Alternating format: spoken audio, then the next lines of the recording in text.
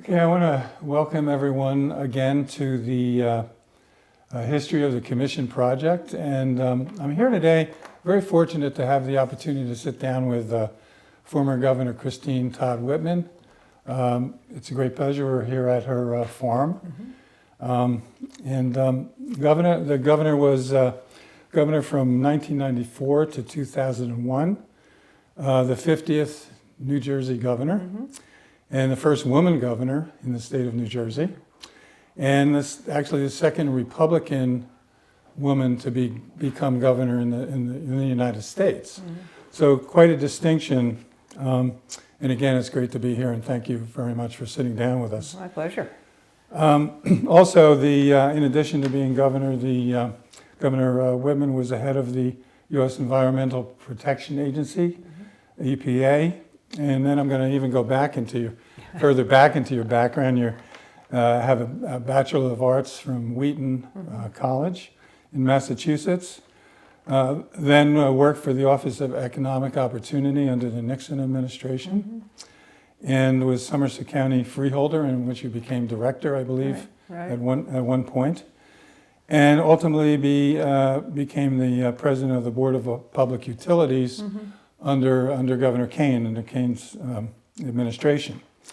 And presently you are the president of Whitman Strategies, and you specialize in energy and environmental issues. Again, thank you, Governor, for sitting down with us and being part of this project.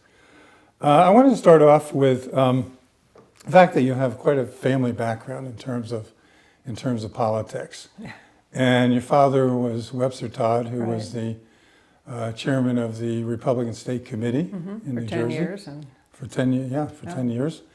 And your mother, Eleanor S. Todd, was also very much involved. She was the GOP National Committee woman. For 10 years before Dad was state chairman. Yeah, wow.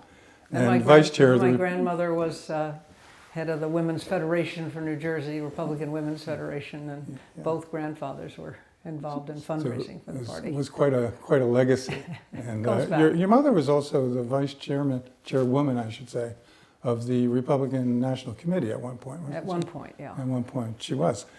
And as a disclaimer, I have to say I had the good fortune of meeting both your mother and father in the early 80s. Yeah. We were involved with the Republicans in Somerset County. Your brother also served in the assembly, Brother Dan, and your husband was an important political advisor to John. Oh yes. Very and important. his grandfather had been governor of New York for Yes, Clinton. a brief period. He was governor of New York. Governor of New York, right. So it's quite a lineage and quite a political family. So let me ask you, Governor, was that an incentive for you to get involved? Because I know I was telling them on the way up that I had gotten involved in the early 70s, and there weren't a lot of women that were really involved running for office and so forth. But you were a pioneer in that area. And was that an incentive, your family background to? Oh, certainly. I mean, I'm the youngest of 4 by 8 years, so I was the tag along with my parents every time they went to any kind of political thing. They couldn't find babysitters who would stay with me. I think I didn't behave terribly well. But I'd be there at the dining room table when they were talking about the issues in the world, in the state, and the county. And so I grew up knowing I wanted to be involved in policy issues. I didn't know what or how. I graduated with a degree in international government from Wheaton, and thought maybe the State Department or something like that. I had no idea, but I knew policy was what I cared about. Well, it turned out to be a great career. Also, one of the things that you've said is that you're an Eisenhower Republican, and you also wrote a book in 2005 called "It's My Party Too." So I imagine the two are kind of connected. Could you kind of explain what you mean by Eisenhower Republican? And Sure.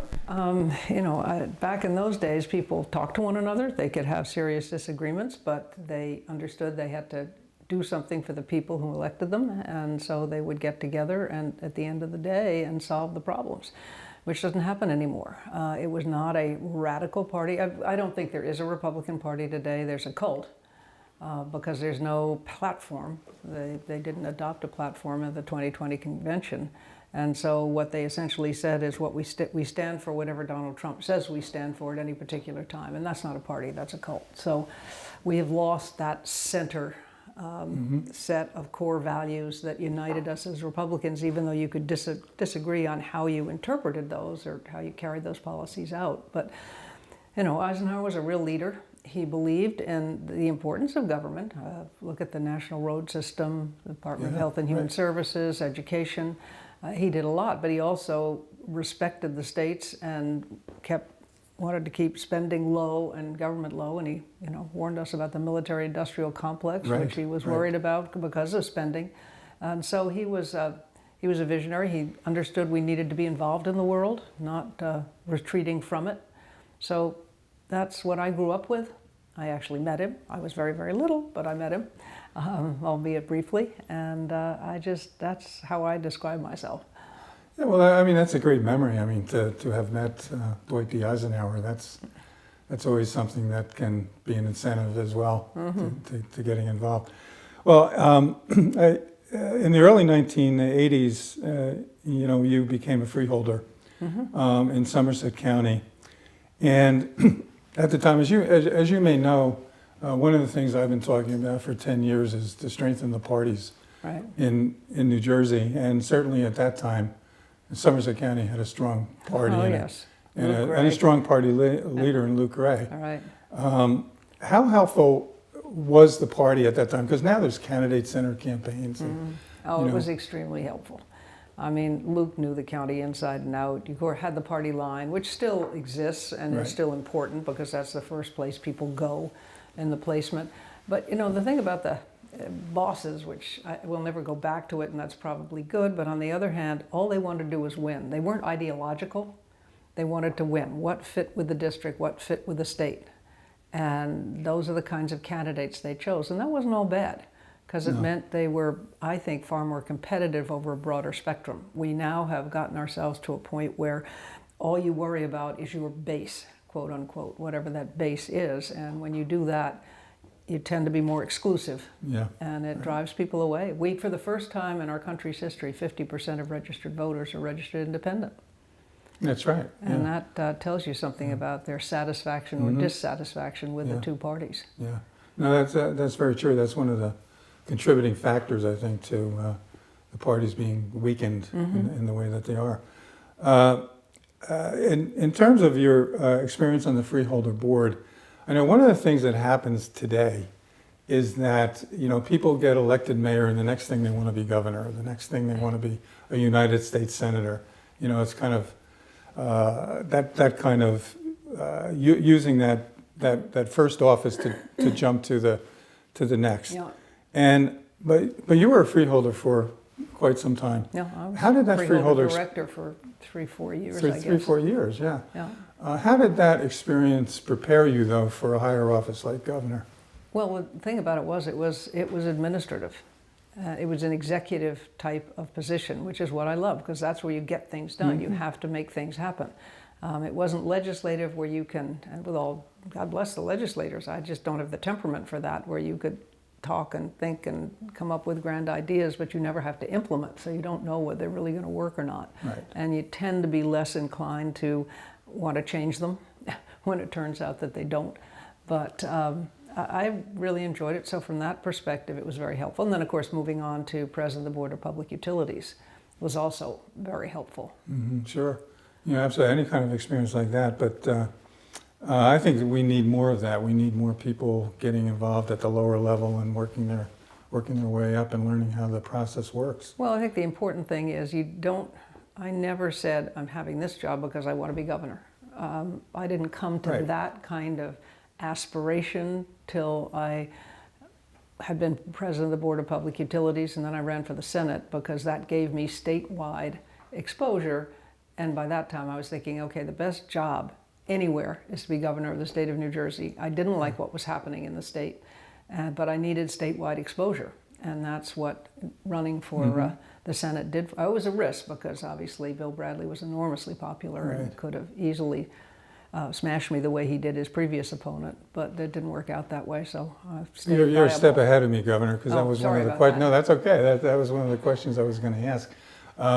You did run against Bill Bradley, very popular senator, basketball player, New York Knicks, Princeton University, and so forth. Rhodes Scholar. All-American, Yep. Rhodes Scholar, and that was quite a courageous move that you made at that time. I mean, It was a risk. It was a risk, but it was the only way I figured that I could get the kind of statewide exposure that if I really was serious about wanting to run for governor, I was confident I wasn't going to win. I knew pretty well. But you almost did. I mean, you was very I know, close. that scared my son to death. He was, I forget how old, but I promised him we weren't moving to Washington. And he came in when we were having dinner before and he said, "Mom, you're ahead. You promised me we wouldn't move." I said, "Don't worry, Newark isn't in yet. No problem." And that's essentially the way it went down. So, I mean, it was interesting because Bill Bradley and I didn't have much, we didn't disagree much on policy issues. But what happened was he, I think, was at the point where he really believed all that he was hearing. He was going to be the next Democrat presidential nominee. And he had beaten his first primary opponent by 16 percentage points. He didn't feel he had to run. And so he didn't really do anything. He had $2 million. I had less than $1 million. He had 12 million, excuse me. I had less than $1 million. Right. He just never engaged. We finally got him to do debates, and I made sure that I was cognizant enough of the issues because he wanted one on foreign policy and the military and one on domestic. And so I was able to actually answer the questions and not seem like an idiot in the two debates, which helped. The standard was a little lower for women then. But it was really his, because I really ran against him on the taxes in the state of New Jersey and what it was doing to the state. And I woke up every morning thinking, when's he going to get up and say, I hate taxes as much as the next person, but I've got to respect what the governor's doing because I don't know the budget and, you know, he's got to make these decisions. And then we would have had nothing. No, you really handcuffed him there with using that issue. He could have done it so easily. He could have completely stopped me because we didn't disagree that much on policy. And he just never engaged because he'd lost touch with the people of New Jersey. And his very last ad, I think, sealed it because it was he behind his desk and in his Senate office building talking about some esoteric thing that he was working on in Washington. At the very end, he kicks back and puts his feet up on the desk and he has his basketball sneakers on. And I think the people of New Jersey largely felt that's I don't care about you and your issues. It was an insult. Yeah. It was an insult. Yeah, that was, and you were greatly outdone with the money. I mean, in that particular campaign, I do remember. Underfunded unknown, it says up there. Underfunded, yeah. That's great, and you know, that really did put you in a place to run for governor. Yeah, it was so close. It was such a shock that it was that close. Yeah. He never really ran again. I mean, he toyed with the idea of running for president for a nanosecond, but that was it. He never ran for Senate again. He was completely thrown off course by that. He had never expected it to come out like that, and it gave me the ability to then put together a political action committee so I could go around the state and help local candidates with issue research and raising money so that by the time I ran for governor, I had a lot of the county chairmen in my corner. I already had their important to have gotten that county support at that particular time. Yeah, along with the idea of the parties and everything, and you mentioned something about voter turnout and so forth. When you ran in 1993, the first time for governor, the voter turnout was 67%. Yeah. And in the last 5 or 6 gubernatorial elections, 2005 to 2021, the voter turnout went down to 45%. Yeah. And I've always maintained that the parties are very important for getting people out to vote. It's one of the reasons why voter turnout is down. Well, it's a chicken and egg, because until the last few cycles, the average voter turnout in primaries was 10%. Yeah. And I think that's because we've stopped teaching civics, which to my mind is a real problem in the schools. And so we've gotten lazy, and we take it for granted our privileges, so we don't bother to vote in primaries, and then we get to the general elections, because when it's 10%, those are your most partisan tend to be more on the extremes that are choosing the candidates for the fall. You get to the fall, everybody looks at them and said, I don't like either one of them, I'm not going to vote there. Congress, top of the ticket, 34%.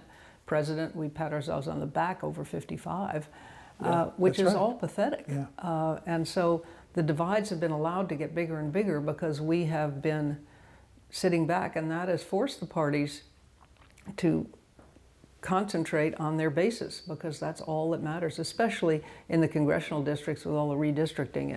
The gerrymandering is so bad that, I mean, it's pathetic that you have very few competitive districts nationwide. I think there are only about 12 or 14. Yeah, right. There's not very many. Right, that are exactly. competitive. Yeah. Yeah, another thing, of course, along with that, we've seen a tremendous rise in independent dark money groups. And they have really hurt the parties as well, because anybody can contribute as much money as they want to these groups, and they can spend as much money. And leadership PACs. I would say leadership PACs were the beginning of the change undermining the parties. Because once the leaders started raising their own money, they didn't have to support the party organizations in their counties or their state as the way they had in the past. Yeah. And so that contributed to the erosion. Now, from what you're saying, I take it that you support the parties. Am I correct or not? Well, I believe that this country does best when it has two competitive parties, a center-left and a center-right. We're losing that now. This may be the best time ever to have a third party. They've never done terribly well, but right now the public is yearning for something else. They don't want the radical right, and they don't want the far left. So they're sitting there saying, who represents me? I can't find who represents me. Yeah, I mean, that's a very good point, but also it's been always very difficult in this country for a third party. It has been, effort. but you know what? If you don't try, you're never going to know. And the Republican Party started as a third party It did, yeah. way back when. I mean, it's going to take a long time. It's not going to be easy. It won't happen by 2024, but it may after that. It depends how far off track we get. I am very worried about our democracy today, more than ever. I think you share the view of a lot of people that there's a great deal of concern over what's happening. On to 1993, when you got elected governor, and you defeated Jim Florio by about 1%, 1% of the vote, 26,000 votes. And there were a couple of things that happened during that campaign. I'd just like to hear your thoughts on what were what was the most important, or maybe collectively everything. One of the things you proposed, a 30% cut in the income tax over 3 years.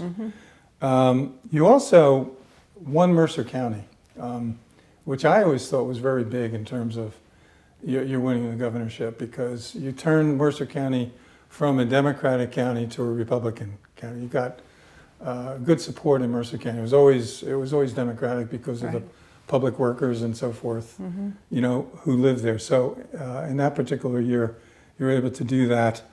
You took that campaign bus around the state, and there was one ad. It was a Kate ad. That was your daughter, right? It was an ad at the end. At the end. Now, was it a whole collective kind of thing that helped you to get that 1% victory, or was it one thing that happened during that campaign? It's everything together. I think it was really getting people to believe that I was serious when I said the 30% income tax cut. And in 3 years, it was letting people know that I really was focused on their issues, because the governor had, at that point, as you remember, raised taxes on absolutely everything, including toilet paper, and people were really disgruntled.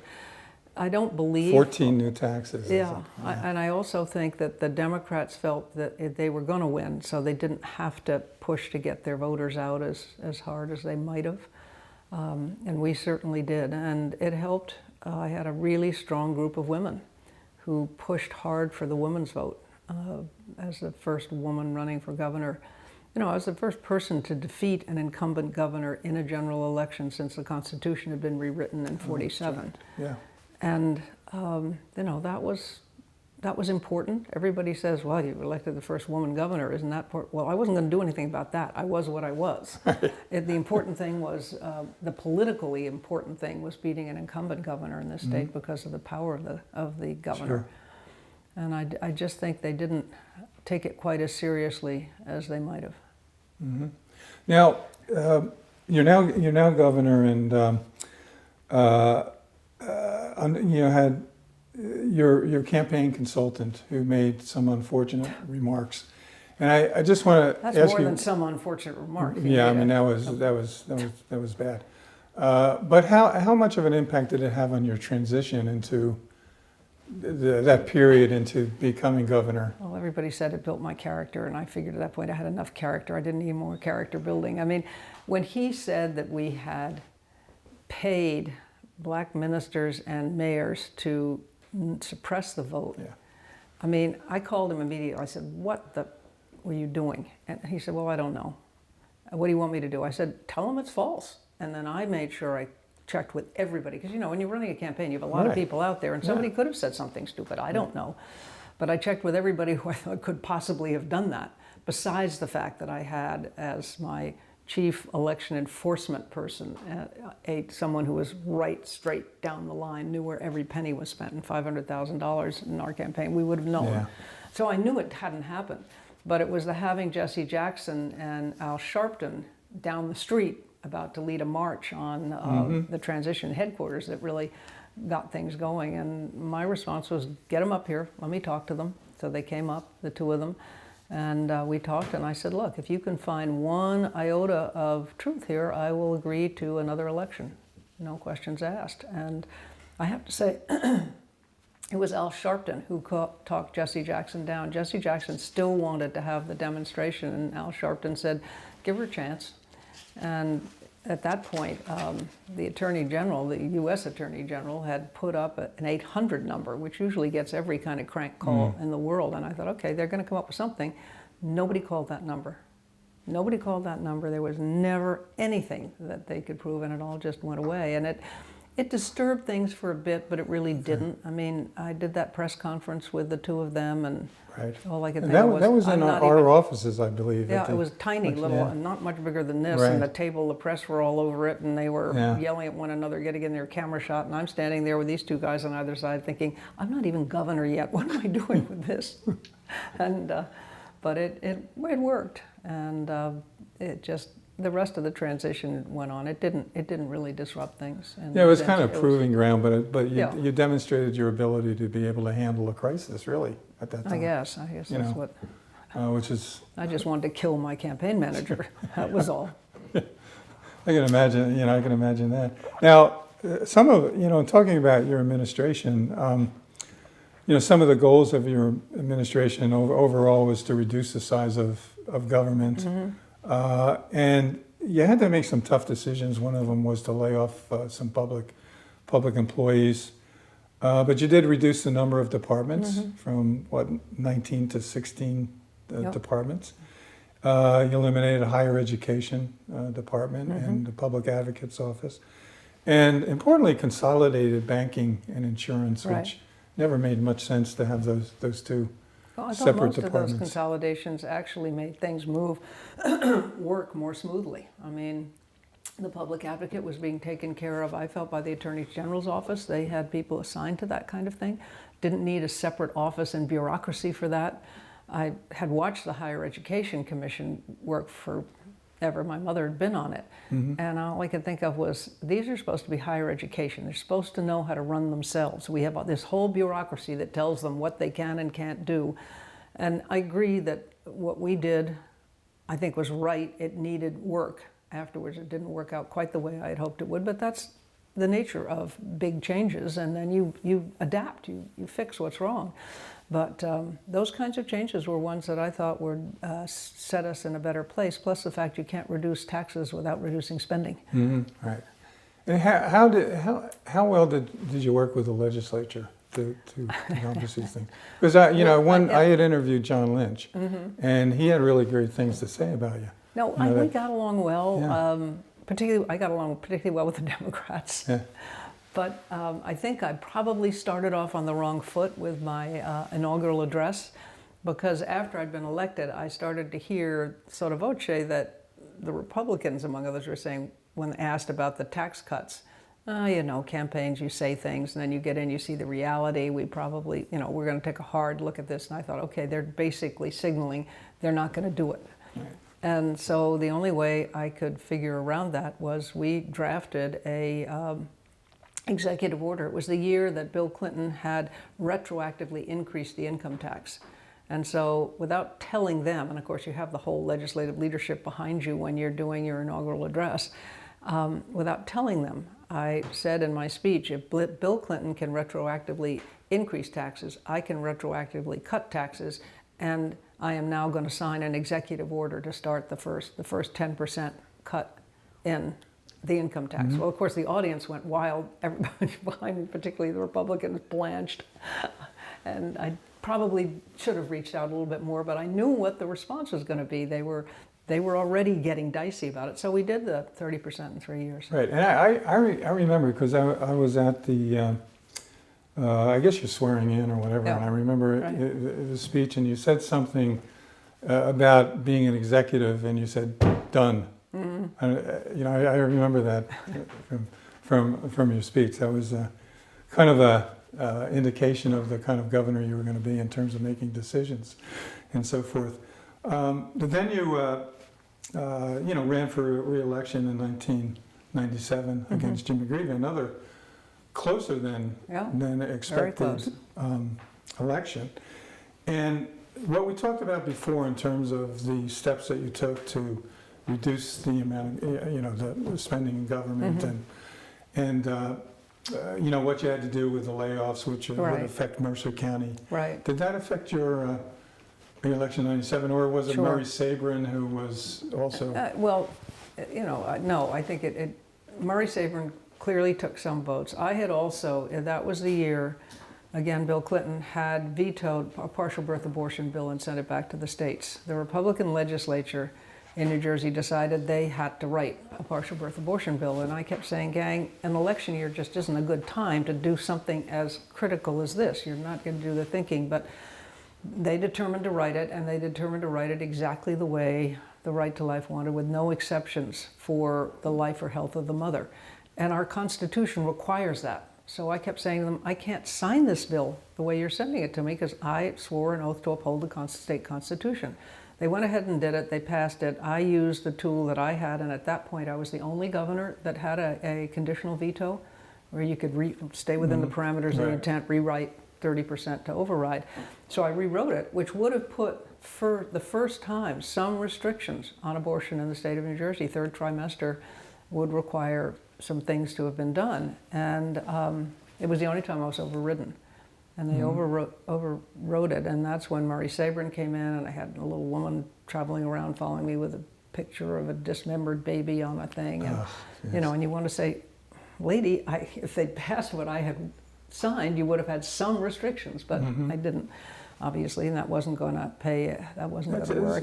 And between that, you say that, because there was that perception otherwise. Right, well, because people didn't understand a conditional veto. They just heard the word veto, and that was that. And that's understandable, because we don't teach government the way we should. Yeah, no, I totally agree with that. And between that and the Mercer County issue with the state employees, those were the two things that made it most difficult. Yeah, because in the one election you did win Mercer, and in 97 you didn't. I didn't. But the other thing was auto insurance too. It hadn't gone down the way people wanted it. We'd done everything else we said we were going to do. We ran on promises, made promises kept. But that one was not one that they felt had been as successful. And so I can't remember whether we did the inspection stations in my first term or second, because that didn't roll out terribly well either. People were left waiting, and they were no place for them. I kept saying to the people who were doing that may have been the second term. That kind of led to the pay-to-play law and so forth. Yeah. So I think it was the second term. It may have been the second term. I just don't remember. Right. One of the things that, kind of getting back to the Election Law Enforcement Commission, you did participate in the public financing, gubernatorial public financing program, both in 93 and 97. Right. Could you maybe talk about the importance of that and why Sure. you participate and why Yeah. it's so important in the state of New Jersey? I think it's critical because it does limit the amount of money that you get from other people and that you can spend, basically. It's a way to put some kind of a lid on this dark money that comes in, and I never took money from lobbyists. I didn't take any of that kind of dollars, and so taking the public funds was a way to assure the voting public that there were limits here, and that you weren't going to be beholden to any one particular group of people who had given you the most money, and therefore that industry or that lobbying group was going to really call the shots, and you had to pay attention to them more than you would have otherwise. So I believe it's important. I think it is a measure of trust that you can establish with the public. So I've always been a big supporter of that. Yeah, no, that's important because, obviously we at the commission think it's a very important program, and it's really nationally recognized, Right. and it was one of the first programs, and it's really kept the gubernatorial elections free of any kind of undue influence, Right. and any kind of appearance of corruption and so forth, and so yeah, we hope it continues as well. Yeah, I would as well. Yeah. One of the things that you did, and which was very important to the Election Law Enforcement Commission, was in fiscal year '99, and you gave us a supplemental appropriation of $1 million, which really, we have our computer people here and so forth, and it really was very pivotal in terms of getting us into the computer age and modernizing our computer efforts. It resulted in our ability to scan and image reports. Reports went online, so it enhanced disclosure of reports. All of our employees got PCs at that time. There were basic PCs at that time, but that was a real move in the right direction. And we were able to provide electronic filing for legislative candidates at that time. Now we have full electronic filing for all candidates. So that was so very, very important, that $1 million appropriation, supplemental appropriation that your administration and you supported and provided to us. Well, I believed in ELEC. I think there's nothing more important than the public's confidence in our electoral system. I worry now because that's being eroded when, if you look at the 2020 election, we should be celebrating that. Yeah. Because in the midst of a pandemic with an administration that had been talking about how it was all going to be stolen for months and years before, more people came out. It was secure, safe, and accurate. And yet we have this drumbeat going on that somehow it was bad. And without strong election law enforcement commissions, without strong secretaries of state who can oversee that, without people who are trained to do it, putting it in the hands of partisan politicians is just wrong. And so we lose that without the nonpartisan ELECs of the world. Right. No, that's very good. That's very good to hear. And of course, in addition to that, I mean, just about in every year, our budget went up during your administration. So you really showed support for the commission and what we do. I can't say that's happened in, recently too much. The last couple of fiscal years, it's gone up a little bit, but during your term, it went up increasingly, in successive years. So that was a real good time for ELEC. Other things that you did, you signed legislation. Reforms for street money. Prior to that, street money was just in currency. We allowed it. It was always allowed, but it was currency, and you couldn't keep track of it. I know. It wasn't disclosed, and of course, I guess you worked with Chuck Hytalian, at that time for the street money bill. Right. And now street money has to be paid in check, so it's traceable. Traceable, right? You can track it. And so forth. And also political identification for advertisements and so forth, which we didn't have before, and recall law, Right. which stems way back to the progressive era, but in the early 1900s. But it was a first for New Jersey in terms of introducing and enacting a recall law, which hasn't been used all that much, but It doesn't have to be. The fact that it's there Yeah. is Right. somewhat of a warning and a little bit of a guardrail against Right. some behavior that. Well, we saw the recall in California.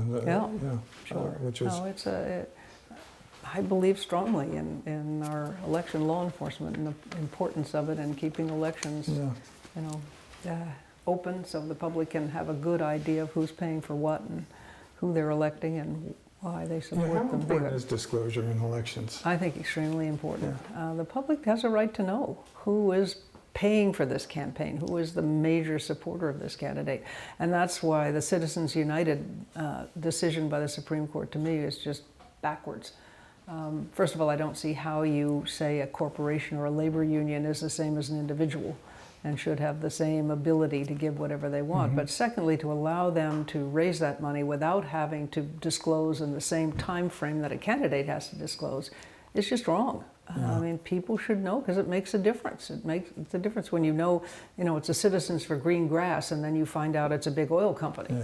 But they use that nice name and people just get confused and it allows them to have an influence that they should not otherwise have. Yeah.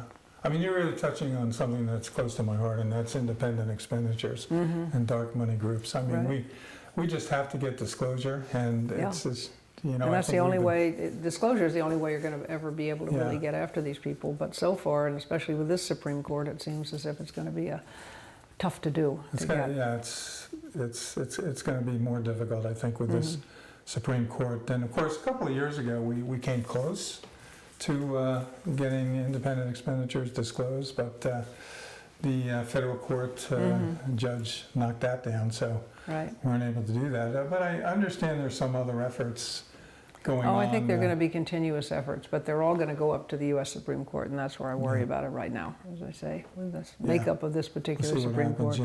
We'll see what happens with that, but the spending by these independent groups, I mean, you're talking about millions of dollars. Oh, it's crazy. It's crazy when you see the kinds of money that's being put into congressional races or even local races. It makes no sense. And you see some of the candidates we get because I think that whoever is giving it can control them. I must say, I was reading some wonderful things about Marjorie Taylor Greene and her latest statements today. And the people on Twitter have a great sense of humor. I mean, when she said that it was, who was trying to develop artificial beef in a peach tree dish, and he was going to put things in the peach tree dish. It was going to grow, and it would get into our food, and it would tell us, if you ate a real hamburger, don't eat this, because you should be eating my fake burgers. I mean, you want to say, really? Yeah. This is someone who's in the United States Congress and just won her primary? It's mind-boggling. I mean, that kind of goes to what we were saying before about the importance, I think, of the political parties and people getting involved. I mean, what you really want to say is, okay, who is behind this woman? Who is giving her the money? Because she is so, I'm sorry if I offend anybody, I don't care. She is so off the wall. It's embarrassment, some of the things that she says. And she has no clue what she's talking about. I mean, she really doesn't. And I believe she's somebody that started right at the congressional level. And so somebody is supporting her to give her the freedom to be able to not worry about this and have the money. Because I think the citizens of Georgia know better. They know better than some of this crazy stuff she's saying. And but it's that get out the vote effort at the very end, at least in the primaries. Hopefully in the general we'll see something different. But the Democrats have to be very careful. They're being very influenced by the far left. And extremism just doesn't play well in our country. And I keep harping on the political parties, but political parties kind of bring us together. In a sense, the center. Well, they used to. They don't anymore. And just because you have a legislature or as you can see with this administration, just because you have your own party in control doesn't mean you get anything done. The parties are weak. Yes, exactly. There's no discipline anymore. Although Mitch McConnell has discipline, but that goes to there is another example of leadership PACs. As he raises so much money and he has that influence, that keeps him. He doesn't have to worry about the national committee. Right. Yeah, exactly. Well, he of course always kind of opposes these efforts to get independent groups to disclose and so forth. He told me when I agreed for a nanosecond after the re-election to think about running for the Senate, because at that point Lautenberg said he wouldn't run if I was going to run, and I didn't really want to leave New Jersey. I'd just been re-elected, but I was under such pressure. I said, okay, I will, and I went down to Washington, and he was, I don't know whether he was the vice chair or what he was of the Republican Senatorial Campaign Committee, and I'll never forget sitting there, and he looked at me and said, if you say one word about campaign finance reform, you won't get a penny from us. And I said, okay, fine, out of here. Yeah. Not doing that. Yeah. No, he's always been against any kind of... he just, he couldn't even say anything about it. How about that? That's insightful for me as well, to hear that. He's always been that way. Yeah, exactly. Well, let's get back a little bit to, policy focus of your administration when you were government. Obviously, you focused on the environment and economic growth, good schools, and safe streets. And safe streets is a real issue these days, it seems. Oh, yeah. So you were, way ahead of the game in terms of seeing that was going to be a problem. We were trying, and we put the state police into Camden because the citizens of Camden were not being well served. I think there were 3 mayors, or maybe 4 during my term, who went to jail. We couldn't do much about that, but we could take over the police force because they were corrupt at that point, and try to give the citizens some security. I put the National Guard in to help tear down some of the drug houses. I went with them on a couple of raids and saw what these drug dens were like and how they booby-trapped them to injure the police or the National Guard coming in.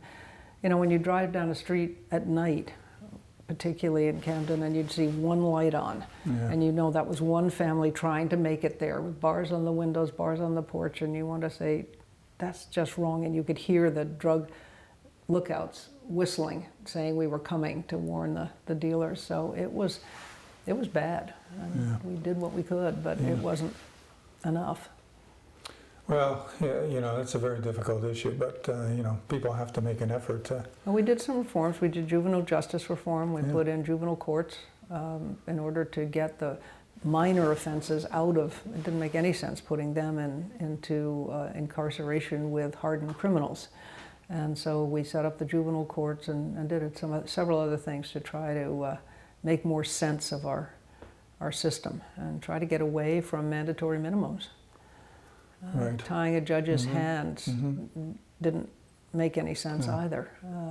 Have parameters of what the scope of the punishment could be, but to say you had to do it this way didn't give them much room. Right. Any flexibility for... Any flexibility with extenuating circumstances at all.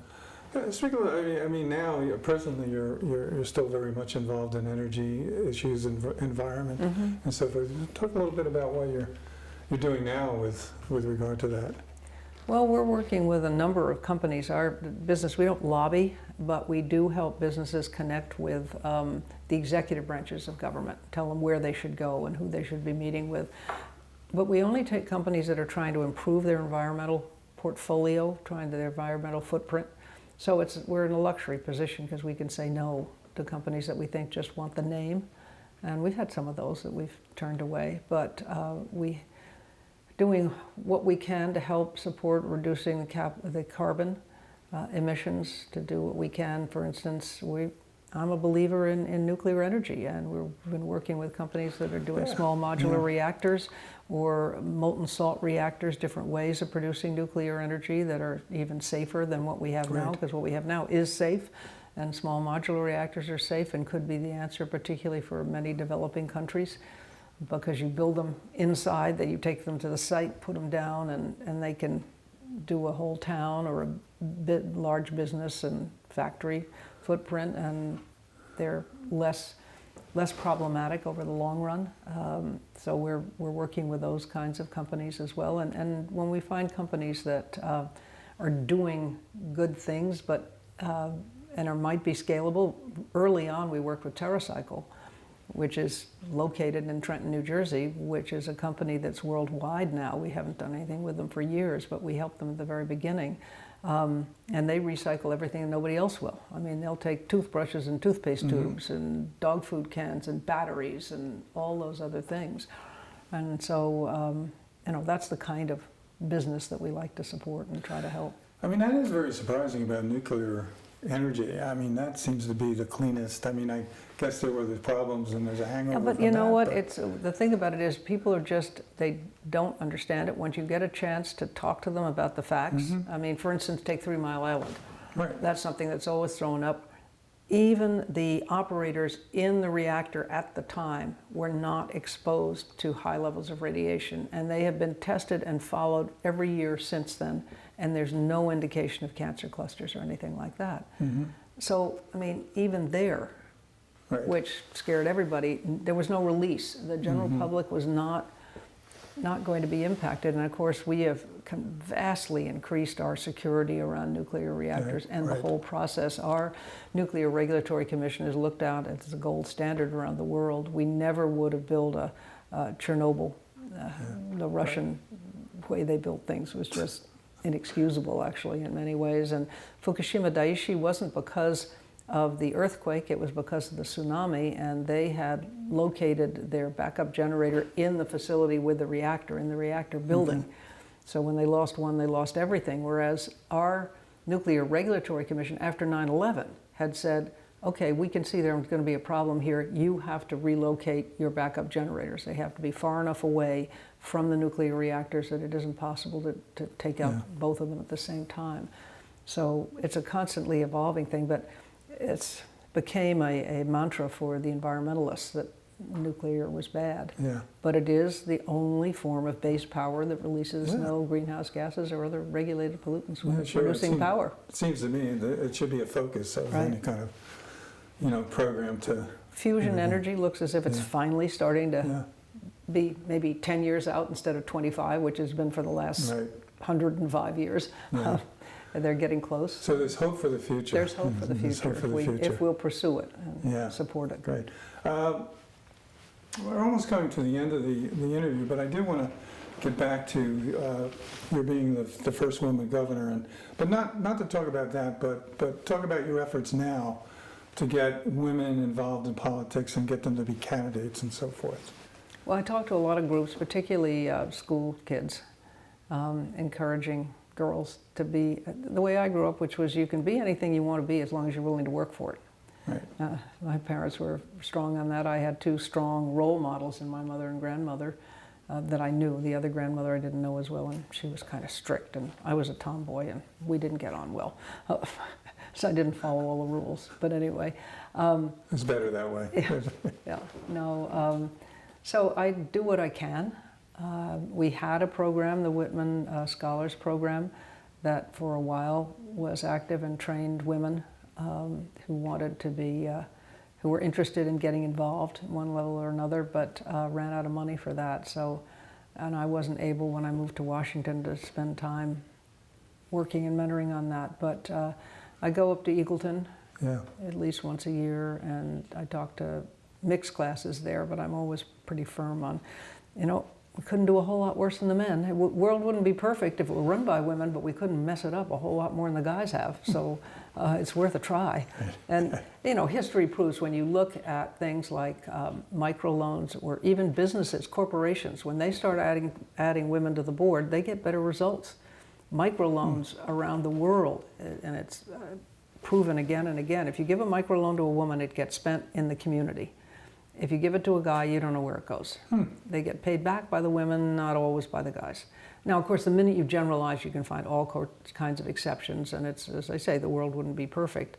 But we need more women and minorities at the decision-making tables because our issues are so complex that there's no one group that has all the right answers. And we need people with different life experiences and different ways of addressing issues and prioritizing. Sure. Now, one last question, Pontefract. That's a very interesting name for your farm. Is that from an English castle? Well, it's from the town of Pontefract, which means broken bridge in Latin. That's where my father's family came from. Okay, that's. I think they left in disgrace. the story goes that their father, who was sheriff of Pontefract, was found in flagrante delicti with the mayor's wife. And so the sons all had to leave town, and they immigrated to the United States. And that's how we got that's here. interesting. We have something in common because there's a Brindle village in England as well. Yes. So, And they're the licorice too. Pontefract licorice comes from that town, which comes is from right that. on the border between England and Yeah. Scotland. I've always Right. said that Todd, my maiden name, means fox in Scottish, and so I take the Scottish side of the border. so I think the viewers will be happy to learn about that because I think the Pontefract is a very unusual name, and Right. a lot of people aren't familiar with what that is, but now we know. Okay. Now you know.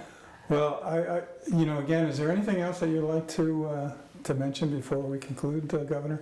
I don't think so, except the importance of the public understanding that really our election system is safe and it's secure, and the real thing is that people have to understand it matters who gets elected. Now, in New Jersey, we don't elect the Secretary of State. But you know what? At the local level, know who your candidates are. If they're deniers, meaning people who still say the 2020 election was stolen, who still are putting that out, who will still say that January 6th was just another day at the office, know that. I can't tell you who to vote for. If you're comfortable putting someone who doesn't believe in the system in charge of the system, okay, that's on you, but know it. And these elections are critically important. Voting in primaries is critically important, and people have to understand that. And what happens at the state level and the local level makes a huge difference in your everyday life. And we have candidates here in New Jersey running who are deniers at the local level, who are still saying that, and that's undermining the confidence. It means they don't believe in the system as it exists. And unfortunately, we've seen around the country, and it could happen here, legislators that have passed legislation that would take away the oversight of elections from secretaries of states, from the people who are trained to oversee elections and ensure their security, who are only just counting the votes, making sure everything is right. The good news is that I think it's around 77% in the last poll that I saw of the American people would rather ensure that every legal vote is counted than have their own candidate win. I haven't seen that poll, but that's an interesting poll. That's good. It's well over 70%. Wow. And that's who we are as a people. We know we may lose an election. That's the way they go. Right. But it's the peaceful transition of power and the understanding that our system is basically very safe and secure. And passing all these laws to make it safer are totally unnecessary and are really ways of trying to stifle the public expression. We should make it as easy as possible for all legal voters to vote. That's a good way to end, and thank you very much again for Pleasure. sitting down with me for this conversation. We've been talking to former Governor Christine Todd Whitman, and it's really been a pleasure. Thank you very much. I've enjoyed it. Good to talk to you. Yeah.